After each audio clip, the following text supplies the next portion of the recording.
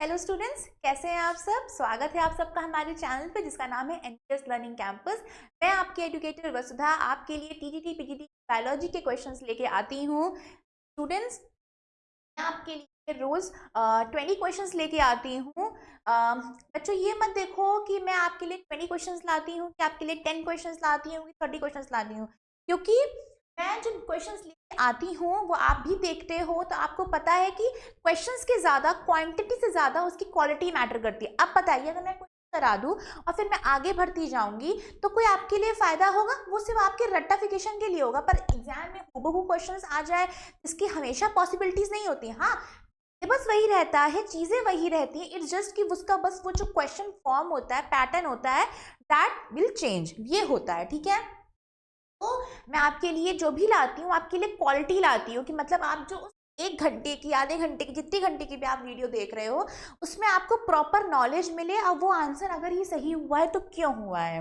Okay, साथ ही साथ बच्चों, अगर आप हमारे साथ जुड़ना चाहते हो हमारे एनकी कैंपस यूट्यूब पे, तो आप हमारे साथ जुड़े ही रहते हैं। हमारी और भी क्लासेस चलती हैं, आप हमारे चैनल पे देखते तो आपको यूपी पुलिस की इस टाइम बहुत क्लासेस चल रही हैं, जो कि आपके एग्जाम की डेट भी आ चुकी है, तो आप लोग उस पर बने रहिएगा। साथ ही साथ जो तैयारी कर रहे हैं वो हमारे ऐप को भी इंस्टॉल कर सकता है। हमारे ऐप पे फ्री वीडियोस भी होती हैं, आप उसको जाइए, आप उसको एक्सप्लोर करिए।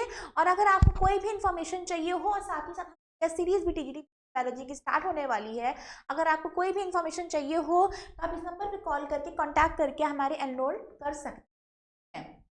ओके स्टूडेंट, चलिए तो हम लोग आज स्टार्ट करेंगे इम्यूनोलॉजी। इम्यूनोलॉजी क्या होती है? इम्यूनोलॉजी मतलब हम लोग जब इम्यून सिस्टम के बारे में पढ़ते हैं ना, हमारी बॉडी में जब कोई वायरस आता है, कोई बैक्टीरिया आता है, कोई भी फॉरेन पार्टिकल आएगा जो हमारी बॉडी को हार्म कर सकता है, ठीक है, तो हमारी बॉडी उसके अगेंस्ट क्या करती है, काम करती है। जैसे लोगों के फीवर आता है ना, फीवर क्यों आता है? क्योंकि हमारी बॉडी में जब कोई वायरस आ जाता है तो हमारी बॉडी ना एक्टिव हो जाती है, और उसको मारने के अगेंस्ट हमारी बॉडी का टेम्परेचर रेज हो जाता है, इस वजह से हमें फीवर आने लगता है। ठीक है, इसलिए कहते हैं फीवर इज नॉर्मल कि 2 से 3 दिन आए। पर हाँ, अगर उससे ज़्यादा आता है तो लगता है कि इन्फेक्शन अब बहुत ज़्यादा हो रहा है, डॉक्टर को कंसल्ट करना पड़ता है। तो ये होता है इम्यून सिस्टम। हमारी बॉडी जब हमारे कोई फॉरेन पार्टिकल, किसी बैक्टीरिया, किसी भी फॉरेन पार्टिकल से बचाने की कोशिश करती है, हमारी बॉडी वर्क करती है उसके अगेंस्ट, उसको कहते हैं इम्यून सिस्टम। और उसकी स्टडी को हम लोग जब इम्यून सिस्टम की स्टडी करते हैं तो उसको बोलते हैं इम्यूनोलॉजी। ओके, चलिए आज का हम लोग का पहला क्वेश्चन, आज का हमारा पहला क्वेश्चन है, हिस्टामाइन इज, हिस्टामाइन कहाँ से रिलीज होता है? पहली बात तो जानते हैं हिस्टामाइन होता क्या है। हिस्टामाइन क्या होता है, क्या करता है, करता है?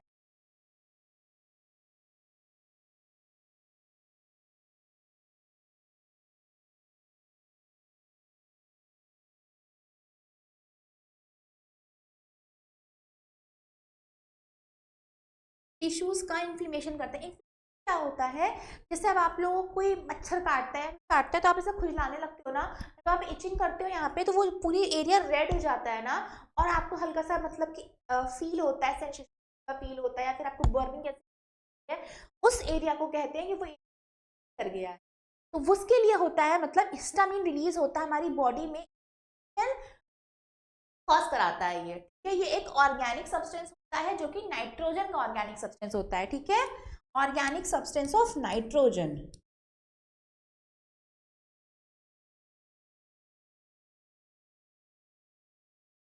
Organic substance of nitrogen.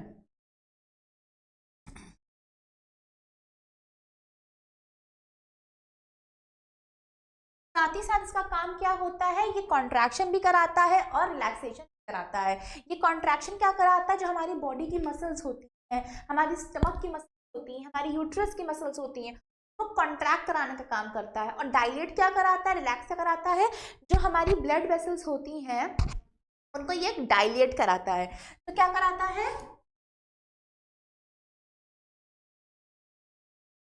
Contracts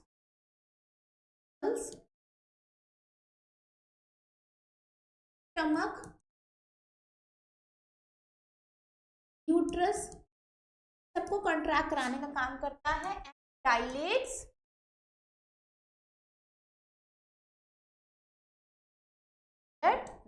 blood vessels को ये डायलेट कराने का काम करता है। ये रिलीज कहाँ से होता है? हिस्टामिन इज रिलीज फ्रॉम, अपनी कॉपी निकालिए और लिखना शुरू करिए। कहाँ से रिलीज होता है? ये रिलीज करता है इसको मास्ट सेल्स, रिलीज करते हैं प्लेटलेट्स, क्योंकि ये क्या करता है, हमारे बॉडी में इम्यून ऑर्गन होते हैं, इम्यून सेल्स होती है और कुछ बेसोफिल सेल्स होती हैं जो कि रिलीज करती हैं। और ये बेसिकली इसको कहते क्या है? इसको हम लोग कहते हैं local hormone, local release, local response, local response है। तो हमारी बॉडी में जब ऊपर से कोई मेडिसिन नहीं आ रही है तो सबसे पहले रिएक्ट करता है किसी भी फॉरेन पार्टिकल के अगेंस्ट, किसी भी एंटीजन के अगेंस्ट, तो वो होता है हिस्टामाइन। इसका सही आंसर क्या हो जाएगा? हाँ, बेसोफिल तो होता है पर न्यूट्रोफिल होता है, मोनोसाइट्स नहीं होते हैं, ठीक है, बेसोफिल एंड मास्ट सेल्स, तो ये आंसर इसका सही हो गया। लिम्फोसाइट्स नहीं होता है, ठीक है। तो चलिए, इसका आंसर आपको समझ में आ गया, तो सही आंसर क्या होगा? Basophil and mast cells histamine. क्या करता है हिस्टामाइन? कॉन्ट्रैक्शन कराता है, रिलैक्सेशन कराता है। रिलैक्सेशन किसका कराता है? ब्लड वेसल्स का रिलैक्सेशन कराता है। और कॉन्ट्रैक्शन किसका कराता है? स्टमक का, यूट्रस का, मसल्स का। क्या होता है? लोकल रिस्पॉन्स के लिए रिलीज होता है और ये क्या कराता है? Inflammation of tissues. ओके, चलिए नेक्स्ट करते हैं। In embryonic sites develop from,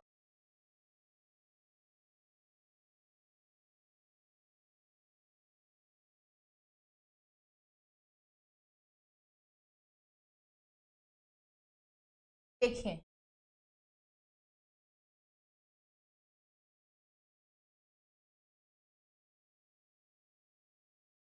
sites को है red blood cells, erythrocytes, RBC. आर तो जो हमारा ब्लड होता है, पहली बात तो आप ये, जो हमारा ब्लड होता है, ब्लड दो तरीके, देखिए 55% है लिक्विड पोर्शन ब्लड में, वो होती है आपकी प्लाज्मा, जिसमें होते हैं 50 to 55% ऑफ प्लाज्मा होता है, ठीक। देन बचा कितना? करीब 40 to 45% क्या होता है? 40 to 45% इसमें होती है ब्लड सेल्स। ब्लड सेल्स में कौन कौन सी ब्लड? आरबीसी कहते हैं, एरिथ्रोसाइट, फिर होता है डब्ल्यूबीसी, तो हम लोग क्या कहते हैं? ल्यूकोसाइट्स, और एक होता है प्लेटलेट्स, प्लेटलेट्स को हम लोग क्या कहते हैं? थ्रोम्बोसाइट। ओके, उसमें भी ये करीब 40 to 45% होते हैं, ठीक है, ये तीनों। इसमें भी करीब 99% तो आपकी आरबीसी की होती है, बाकी की 1% में आपके डब्ल्यूबीसी और प्लेटलेट्स प्रेजेंट होते हैं। ओके, चलिए अब हम लोग आरबीसी में आते हैं कि आरबीसी क्या होती है।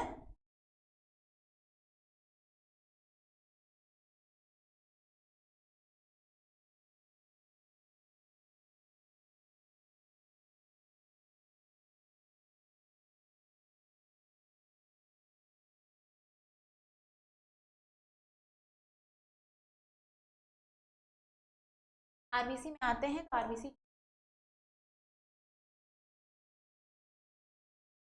की क्वालिटी होती है कि जब वो एम्ब्रियो है तब उसके पास न्यूक्लियस होता है, हैव न्यूक्लियस। जब आरबीसी है तो उसके पास न्यूक्लियस होता है। जैसे ही अडल्ट में आता है, ठीक है, मैच्योर होता है आरबीसी, अडल्ट में आरबीसी में नो न्यूक्लियस, यस नहीं हो। बट इसमें भी एक्सेप्शन है, एक्सेप्शन होता है कि कैमल एंड लामा वो ऐसे एनिमल हैं जिनकी मैच्योर आरबीसी में भी न्यूक्लियस प्रेजेंट होता है, न्यूक्लियस प्रेजेंट होता है किस इनके मैच्योर आरबीसी, ठीक है। और क्या होता है, कोई भी आरबीसी होती है वो सिर्फ 120 डेज ही जीती है, 120 डेज के बाद इसकी डेथ हो जाती है। डेथ होने के बाद ये जाती कहाँ है, आफ्टर डेथ ये जाती कहाँ है, ये जाती है आपके स्प्लीन में। तो स्प्लीन को हम लोग क्या बोलते हैं, graveyard of RBC, graveyard of RBC, या फिर इसको हम लोग कहते हैं ब्रूड ऑफ आरबीसी, ठीक है। इतनी बात समझ में आ गई कि इरेथ्रोसाइट्स क्या होती हैं, उसको हम लोग रेड ब्लड सेल्स कहते हैं। एम्ब्रियो में न्यूक्लियस होता है, अरे एम्ब्रियो की आरबीसी में न्यूक्लियस होता है, अडल्ट की आरबीसी में न्यूक्लियस नहीं होता, एक्सेप्शन है कैमल एंड लामा जिनके आरबीसी में न्यूक्लियस होता है। 120 डेज की लाइफ स्पैन होती है, लाइफ स्पैन इसकी 120 होती है, उसके बाद इसकी डेथ हो जाती है जो चली जाती है स्प्लीन। स्प्लीन का नाम होता है ग्रेवयार्ड ऑफ आरबीसी या फिर इसको ब्रूनियर ऑफ आरबीसी भी कहते हैं। अब दूसरी चीज, अब पूछा क्या है,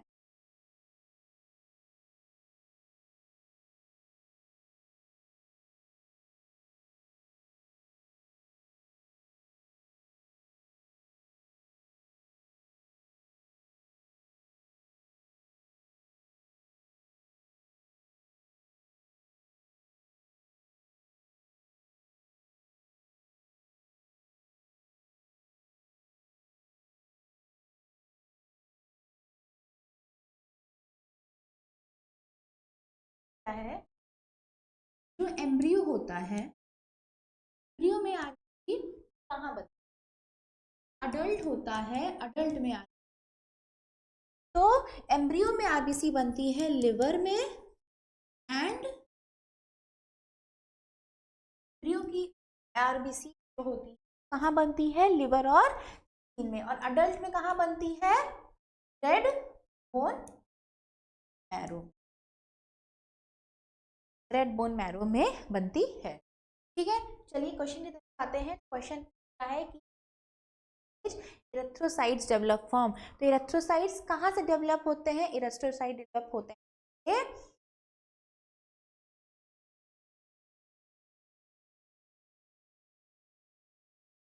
आपका liver and spleen. Next question की तरफ चलते, क्वेश्चन हमारा कहता है कि what salt is necessary for the blood clotting, blood clotting मतलब थक्का बन जाता है ना, जैसे अब आपकी कोई इंजरी होती है, आपको कोई चोट लग जाती है तो आपका खून बहना शुरू होता है, थोड़ी देर बाद वो खून बहना बंद हो जाता है, वो क्या होता है, उसको हम लोग कहते हैं ब्लड क्लॉटिंग, ठीक है।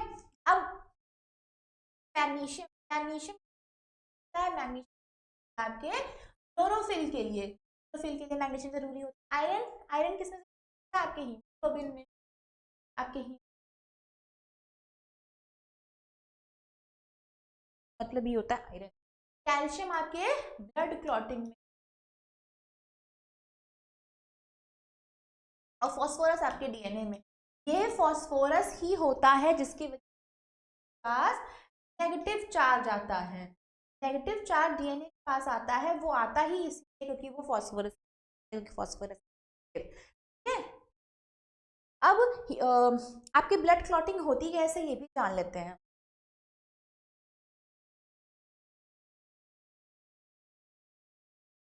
देखिए क्या है, जैसे आपकी चोट, आपकी जब वो जगह पे चोट लग जाती है तब उस इंजर्ड टिश्यूज में से क्या होते हैं आपके,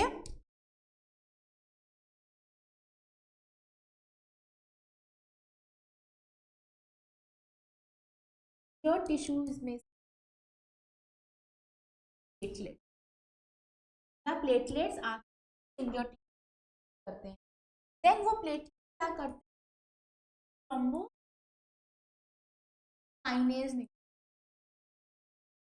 प्लास्टिक,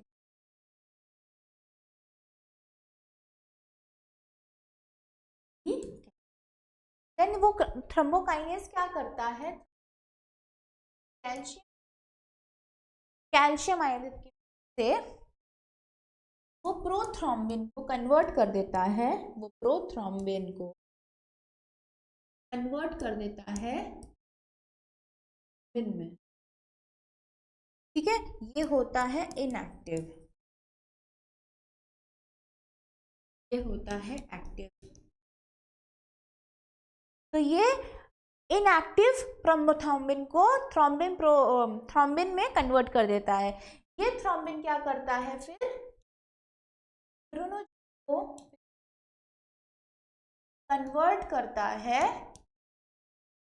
कन्वर्ट करता है फिब्रिन में, ठीक है। फिब्रिनोजेन को कन्वर्ट करता है फिब्रिन में। और फिब्रिनोजेन क्या होता है, ये एक सॉल्युबल मटेरियल है, एक सॉल्युबल मटेरियल, सॉल्युबल प्रोटीन होता है। और फिब्रिन क्या होता है, इनसॉल्युबल प्रोटीन। अब यही इनसॉल्युबल प्रोटीन क्या करता है, क्लॉट कराता है, थक्का बनवाता है। और विटामिन के जो होता है, विटामिन कहते हैं ना कि विटामिन की जरूरत होती है फॉर द ब्लड क्लॉटिंग, क्योंकि जरूरत साइजेस प्रोथ्रोम्बिन, ठीक है। तो यहाँ पे कैल्शियम है, कैल्शियम जिससे प्रोथ्रोम्बोकाइनेज होता है, किसमें कन्वर्ट होता है, प्रोथ्रोम्बिन। क्या हो गया, कैल्शियम। आई होप आपको चीजें लग रही होंगी, आपको समझ में आ रही होंगी। और आपको कोई भी डाउट हो तो आप प्लीज कमेंट बॉक्स पे इसका रिप्लाई कीजिए, पूछिए कि ये चीज समझ में नहीं आ रही, वो चीज समझ में आ रही है। बहुत ही जल्द आपका रिप्लाई आपको मिल। नेक्स्ट क्वेश्चन की तरफ, osmotic pressure of the blood is, तो ब्लड होता है, तो ब्लड में एक ऑस्मोटिक प्रेशर होता है ना, जिसकी वजह से वो ब्लड फ्लो कर पाता है। एक प्रेशर होता है जिसकी वजह से ब्लड का जो होता है फ्लो हो पाता है। कोई चीज़ में आप प्रेशर नहीं दोगे तो वो चीज़ नहीं होती कि आगे नहीं बढ़ पाती है। ब्लड पे प्रेशर रहता है तो उस हिसाब से ब्लड फिर फ्लो कर पाता है, तो उसको कहते हैं हम लोग osmotic pressure of the blood. अब ये होता किसके वजह से है, देखिए ब्लड में आपके प्रेशर होता है, ये प्लाज्मा ही बेसिकली होता है जो कि आपके ब्लड को मेंटेन कराता है, क्योंकि ये लिक्विड पोर्शन जितना ब्लड का होता है ना वो प्लाज्मा होता है, ठीक है। तो मेन रीजन प्लाज्मा होता है जिसकी वजह से ब्लड जो होता है बह पाता है, ठीक है। इस प्लाज्मा में 4 तरीके के प्रोटीन, एक होता है प्रोथ्रोम्बिन,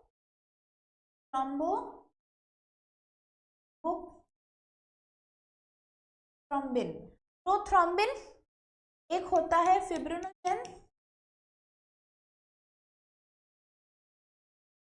आपका एक होता है ग्लोबुलिन, आपका होता है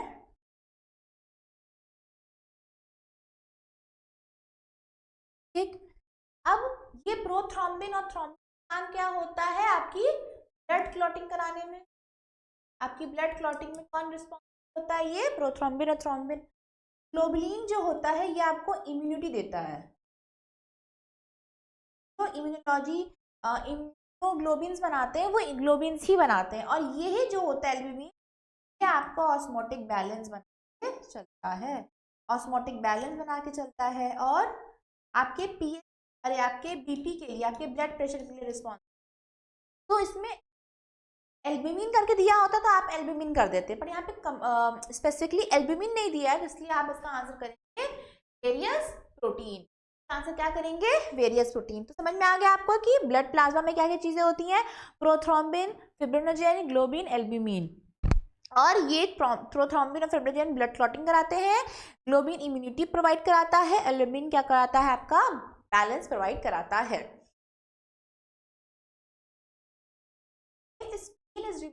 प्लेटलेट्स काउंट विल बी, देखिए स्प्लीन का काम क्या होता है, स्प्लीन का काम होता है एम्ब्रियो की आरबीसी बनाना, जो कि आरबीसी बनती है।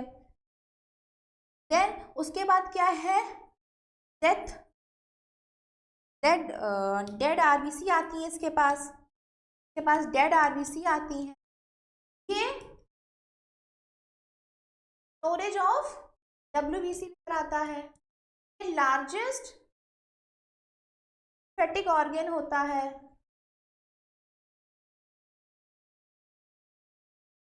लार्जेस्ट लिम्फेटिक ऑर्गन होता है। इसका प्लेटलेट से कोई रिलेशन नहीं होता है, इसका आरबीसी से रिलेशन होता है, इसका डब्ल्यूबीसी होता है, लार्जेस्ट ऑर्गन होता है, बट इसका नो रिलेशन प्लेटलेट से कोई भी होता है। तो अगर स्प्लीन हटा देंगे तो प्लेटलेट काउंट का क्या मतलब होगा? जब उसका कोई रिलेशन ही नहीं है तो क्या वो बढ़ेगा? सॉरी, क्या वो बढ़ेगा? नहीं। क्या वो कम होगा? नहीं। रिड्यूस नहीं, इफेक्ट ही नहीं पड़ेगा, क्योंकि जब उसका कोई रिलेशन ही नहीं, फिर हो ना हो तो प्लेटलेट्स काउंट से कोई मतलब नहीं होगा। Next, which one of the following organ can be called a sort of blood bank? मतलब हम लोग तो ऐसा ऑर्गन है तो हम लोग ब्लड बैंक कहते हैं, तो स्किन को हम लोग बेसिकली ब्लड बैंक कहते हैं। आपका आरबीसी बनता है छोटे बच्चों में और यहाँ पे डेथ भी होती है तो हम लोग इसको कहते हैं। फिर इन द एज इरेथ्रोसाइट्स, अभी मैंने बताया कि इरेथ्रोसाइट्स कहाँ जाके डिस्ट्रॉय होते हैं, बताया आपको में भी होते हैं। सही आंसर क्या हो जाएगा? स्प्लीन और liver. 1 litre of blood carries oxygen to the body tissue. अब देखिए ये थोड़ा समझने वाली चीज है।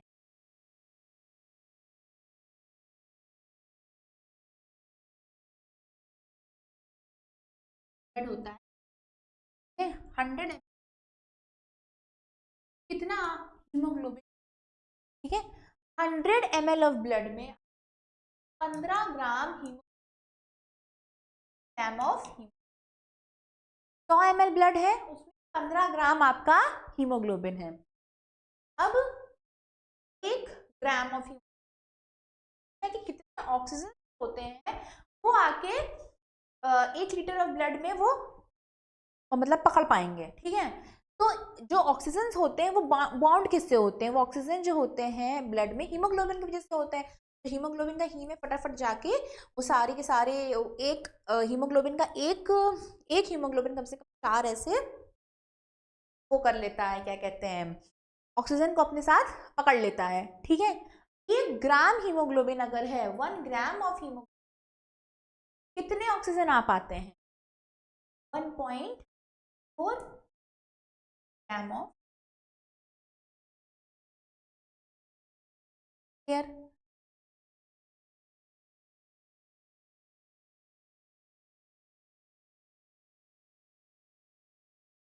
देन उसके बाद इसमें पूछ रहा है 1 ग्राम है, तो अब 100 ml ऑफ ब्लड में पाएंगे, 100 ml ऑफ ब्लड में आपके हो जाए 1.4 इक्वल टू अराउंड आपके 20, ठीक है। 20 ml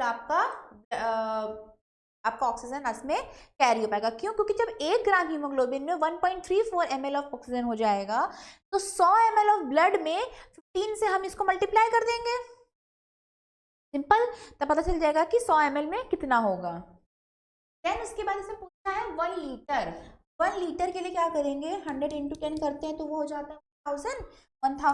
उसके बाद हमने 20 को इससे कर दीजिए आप 10 से, तो ये हो जाएगा आपका 200 ml।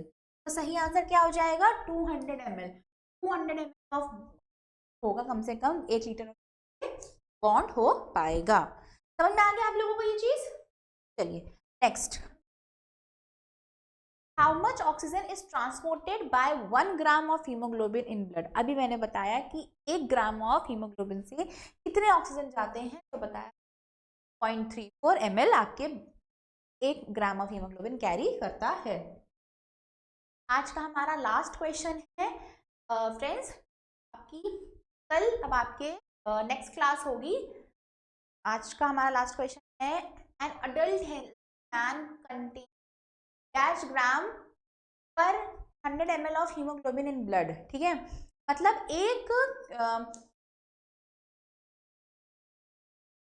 100 ml ऑफ ब्लड में ग्राम ऑफ हीमोग्लोबिन प्रेजेंट होता है, बताया 15, तो कभी 13 भी हो जाता है, कभी कभी 14 भी हो जाता है, कभी बहुत कभी 16 भी हो जाता है।